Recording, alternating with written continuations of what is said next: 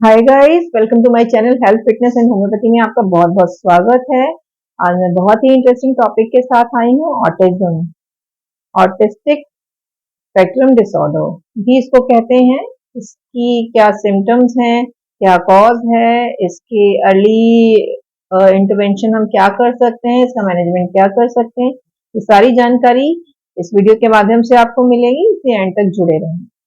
सुबह ही मेरी डिस्पेंसरी में एक पेशेंट आई जिनका पहला बेबी जो है ऑटिस्टिक चाइल्ड है, 5 साल का बेबी है। वो सेकंड बेबी प्लान कर रहे थे और उन्होंने मुझसे पूछा कि मैम, क्या हमारे दूसरे बच्चे को भी ऑटिज्म हो सकता है। वो बहुत बेचारे डरे हुए थे और कई डॉक्टर से वो मिस गाइड और मिसलीड होकर आए हैं। डॉक्टर्स उनकी बहुत सारी इन्वेस्टिगेशंस करा दी, उनके बहुत सारे पैसे खर्च करा दिए, उनको बोला कि हम आपको मेडिकेशन देंगे जिससे आपका सेकंड बेबी ऑटिस्टिक ना हो। तो वो लोग बहुत ज़्यादा कंफ्यूज थे, मिडिल क्लास फैमिली के थे। तो वो मेरी डिस्पेंसरी में आए मुझसे ओपिनियन लेने और मैंने उनको बहुत सारी जानकारी दी इसके बारे में और उनके श्योर किया, हर चीज़ से रिलेटेड उनके मिथ्स जो थे उनको क्लियर किया।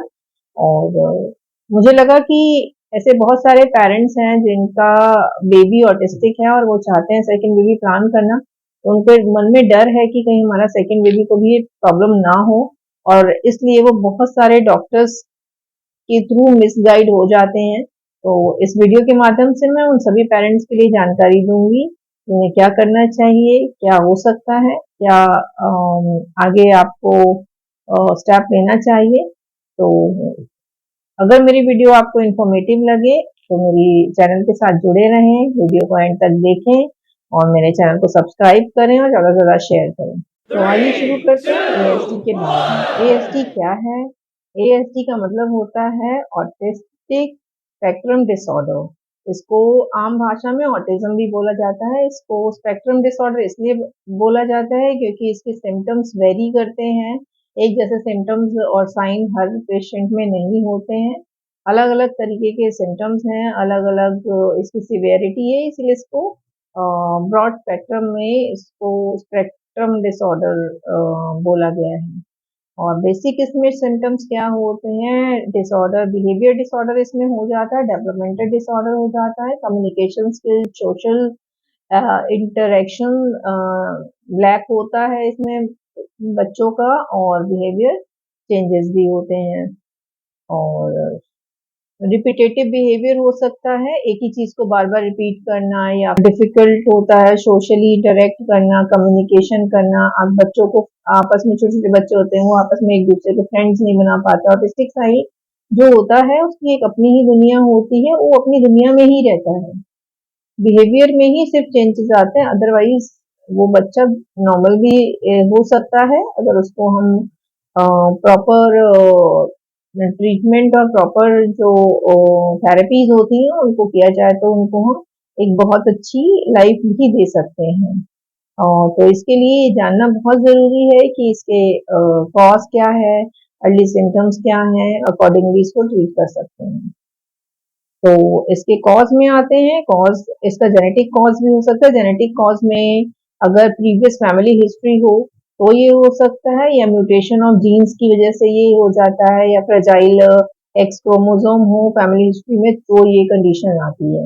और सेकंड इन्वायरमेंटल फैक्टर हो सकते हैं जिसमें पैटर्न, मदर अगर प्रेगनेंसी के दौरान बहुत बीमार रही हो, उसने तरह तरह की मेडिसिन खाई हो तो ये हो सकता है।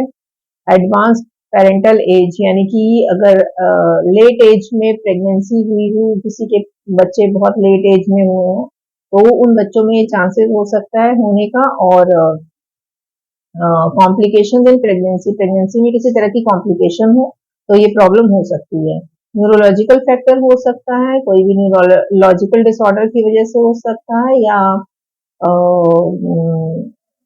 डिसऑर्डर, इम्यूनोलॉजिकल डिसऑर्डर में भी इस तरह की कंडीशंस देखने को मिलती हैं।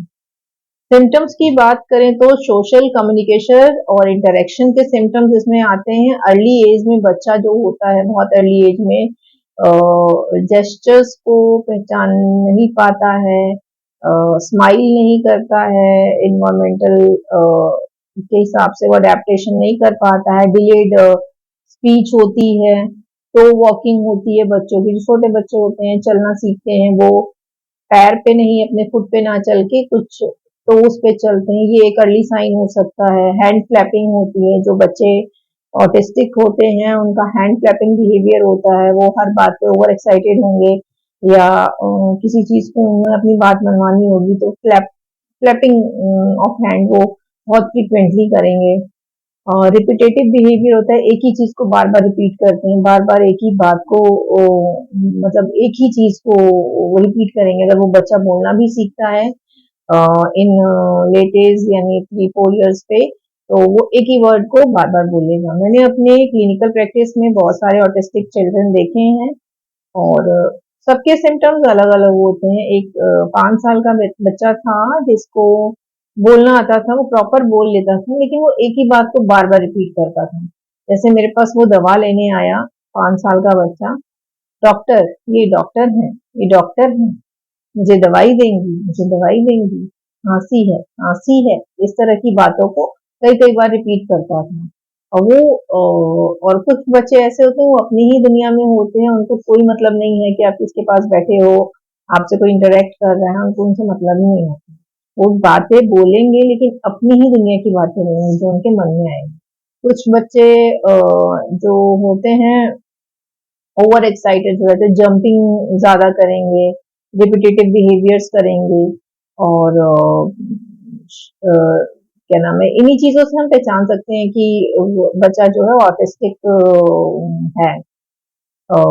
फेस एक्सप्रेशंस वो नहीं पहचान पाएंगे, लैक ऑफ कम्युनिकेशन उनका होता है।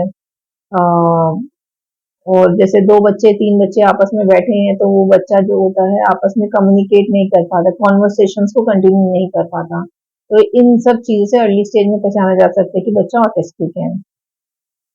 Restrictive repetitive pattern of behaviour इनका होता है, एंगेज रिपीटेटिव मूवमेंट्स होती हैं, एक ही बात को बार बार बोलेंगे।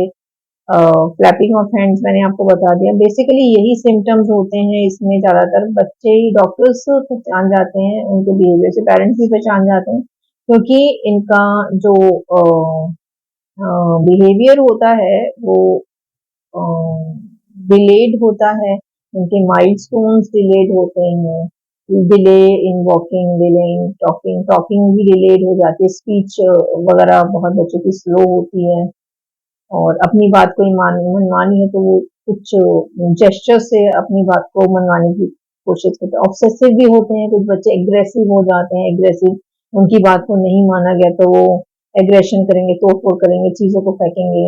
उनको नहीं मतलब होता कि कोई हमें डांट रहा है या कुछ भी, किसी से मतलब नहीं है, उन्हें जो चाहिए वो चाहिए ही चाहिए। इस तरह का बिहेवियर भी बच्चों में देखने को मिलता है। ओवर सेंसिटिव हो सकते हैं बच्चे या ओवर सेंसिटिव हो सकते हैं, लैक ऑफ सेंसिटिविटी भी हो सकती है। ओवर सेंसिटिव मतलब कि आपने उन्हें कुछ बोल दिया, उनको जेस्चर समझ में आए कि उन्हें डांटा जा रहा है या कुछ ऐसा, तो बहुत ही डिप्रेसिव स्टेज में चले, एकदम सैड हो जाते हैं, या कुछ ओवर हो जाते हैं, अपने स्टबन्स होते हैं, अपनी बात को मनाने के लिए वो तोड़ फोड़ करेंगे और गुस्सा दिखाएंगे, हैंड फ्लैपिंग करेंगे, रिपीटेटिव एक ही बात को बोलते जाएंगे, इस तरह का बिहेवियर हो जाता है। रिस्क फैक्टर की बात करें कि किनको ये प्रॉब्लम्स हो सकती है, जैसे कि मेरे पेशेंट ने एक पूछा कि हमारा फर्स्ट बेबी ऑटिस्टिक है, क्या हमें दूसरे बेबी में चांसेस हैं? जी बिल्कुल चांसेस होते हैं। रिस्क फैक्टर यही बताता है कि चांसेस होते हैं, 100 में से एक बच्चे को ऑटिज्म हो सकता है WHO के अकॉर्डिंग। और जेनेटिक फैक्टर, अगर फैमिली हिस्ट्री है और या सिबलिंग बच्चे का सिबलिंग ऑटिस्टिक है तो चांसेस हो सकते हैं कि सेकेंड बेबी में भी ऑटिज्म आए, लेकिन ये 100% नहीं होता है कि हाँ आए ही आए, ना ही ऐसी कोई मेडिसिन है ये कि जिसको खा लेने से आपके सेकेंड बेबी में ऑटिज्म नहीं आएगा। इस तरह की कोई मेडिसिन नहीं है, ये म्यूटेशन पे डिपेंड करता है, जेनेटिक्स पे डिपेंड करता है, क्रोमोसोम्स जो बच्चे के बनेंगे उन पे डिपेंड करता है। और सेकेंड रिस्क फैक्टर में आता है कि अगर लेट प्रेगनेंसी हो रही हो तो चांसेस हो सकते हैं ऑटिज्म के, या फिर प्रीमेच्योर बर्थ हो लो बर्थ वेट हो, तो हो सकते हैं एक्सपोजर हो किसी मेडिसिन का, कुछ ड्रग्स का एक्सपोजर हो रखा हो पेशेंट को, यानी मदर को ड्यूरिंग प्रेगनेंसी, तो रिस्क फैक्टर इसका बढ़ जाता है। और बेसिकली यही सब चीजें होती हैं। और लेकिन अगर कोई आपको कहता है कि आपका फर्स्ट बेबी ऑटिस्टिक है, हम कुछ मेडिसिन दे के आपको ठीक करेंगे ताकि आपका सेकंड बेबी ना हो, तो ऐसा कुछ नहीं है, ये सब मिथ है, मिसगाइड किया जाता है। अगर फर्स्ट बेबी ऑटिस्टिक है तो सेकंड बेबी में भी चांसेस हो सकते हैं, बट ये 100% श्योरिटी नहीं है कि वो ऑटिस्टिक होगा या उसको ऑटिज्म नहीं है। ठीक है ना? तो जो भी लोग इस तरह से मिसगाइड होते हैं या फिर अपना पैसा खर्च करते हैं ये सोच के कि अगर डॉक्टर ने बोला है तो उनकी थेरेपीज और ट्रीटमेंट ले लें और हम जो है नहीं होगा ये, तो ऐसा कुछ भी नहीं है, ये सब मिथ है। तो अपने कॉन्सेप्ट को क्लियर रखिए और प्रिपेयर रहिए हर चीज़ के लिए। और जिनके बच्चों को ऑटिज्म है उन बच्चों को स्पेशल केयर की ज़रूरत होती है, स्पेशल थेरेपीज की ज़रूरत होती है, और ऑक्यूपेशनल थेरेपी होती है, बिहेवियर थेरेपी होती है, इस तरह की थेरेपीज की ज़रूरत होती है, तो उन थेरेपीज को दिया जा सकता है जिससे वो अपनी एक नॉर्मल लाइफ को जी सकें।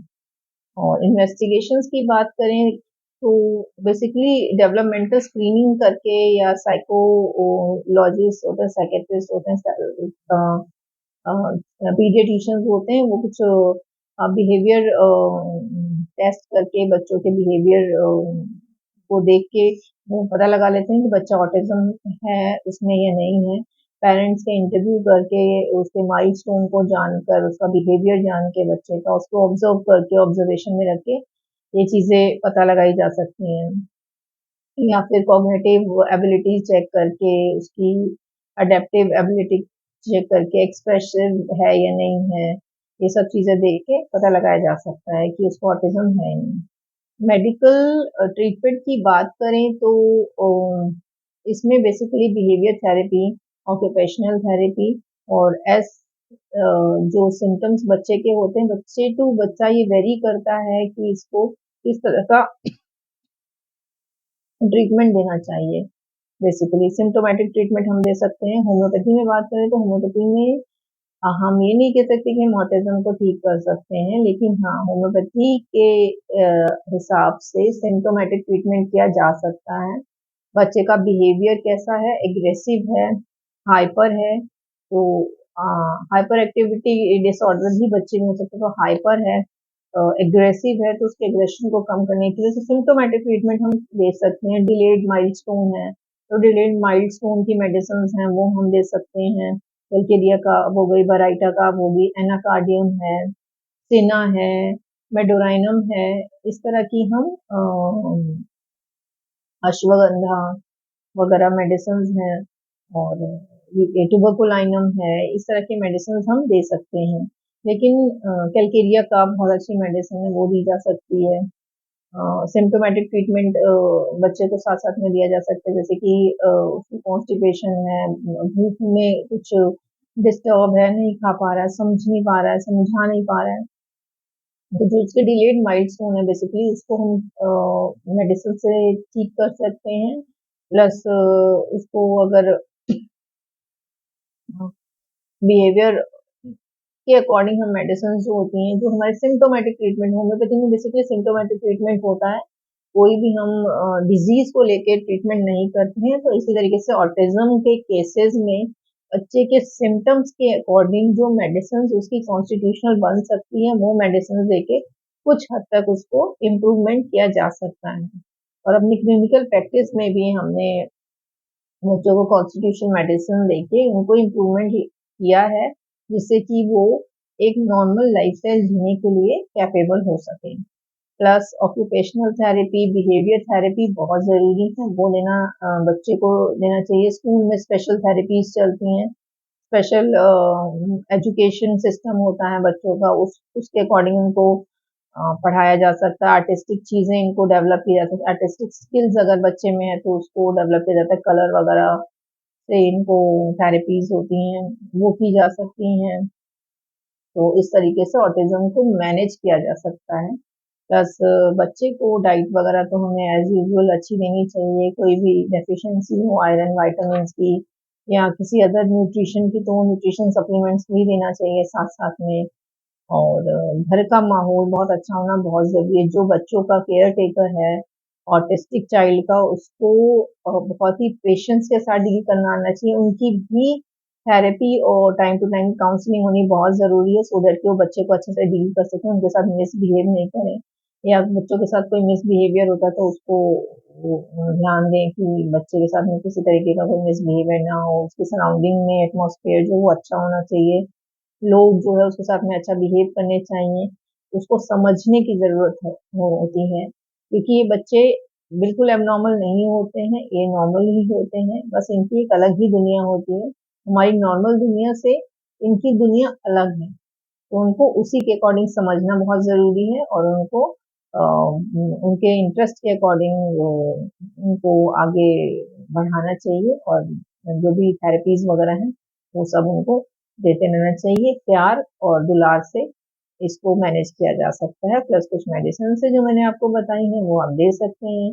और ये मिसकंसेप्शन की जो बोला जा रहा है कि अगर आपका फर्स्ट बेबी ऑटिस्टिक है तो सेकंड बेबी ऑटिस्टिक ना हो, उसके लिए हम मेडिसिन देंगे, आप ठीक हो जाओगे, आपके सेकंड बेबी को नहीं होगा, तो ऐसा कोई भी चांसेस नहीं है।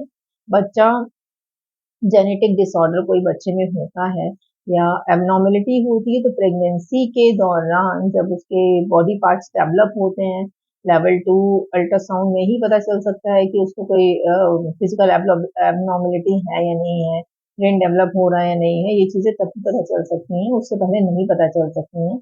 और कोई मेडिसिन ऐसी नहीं है जिसको पहले ही खा के इस तरह की मेंटल प्रॉब्लम्स को ना हो, उसको हम उसके लिए हम पहले ही प्रिवेंटिव मेडिसिन लें, ऐसी कोई मेडिसिन नहीं है।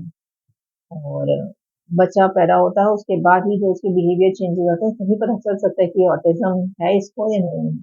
तो इस तरह के किसी भी मिसकंसेप्शन में और मिसगाइड ना हो, अपने पैसे को खर्च ना करें, माइंड को पीसफुल रखें। अगर आप सेकेंड बेबी प्लान कर रहे हैं तो पॉजिटिव बिहेवियर रखें, अपना खुद को मेडिटेट करें, पॉजिटिविटी रखें, गुड थिंग्स को मैनिफेस्ट करें, और बेसिकली पॉजिटिव रहना जरूरी है, मिसगाइड बिल्कुल भी नहीं। ये वीडियो स्पेशली उन पेरेंट्स के लिए है। और अगर मेरी वीडियो आपको पसंद आई हो तो वो इसको लाइक करें, शेयर करें, सब्सक्राइब करना ना भूलें मेरे चैनल को, और मुझे डीएम करके आप बताते रहें कि किस टॉपिक पे आप वीडियो चाहते हैं, सो दैट कि मैं उसी के अकॉर्डिंग वीडियोस बनाती हूँ। मेरा चैनल ये आम जनता के लिए, आम लोगों के लिए, जो मेडिकली मिसगाइड हो जाते हैं या जिनको समझ में नहीं आता अपनी बीमारी क्या है, ये चैनल उन्हीं लोगों के लिए है। ये मेडिकल को प्रमोट करने के लिए नहीं, आम जनता को मेडिकल के बारे में बताने के लिए, उनके मिसकंसेप्शन को दूर करने के लिए बनाया गया है। तो आपको अगर किसी भी टॉपिक में मिसकंसेप्शन हो तो आप मुझसे डीएम करके बोल सकते हैं, मैं स्पेशली उसी टॉपिक पे आपको वीडियो बना के दूँ। Thank you.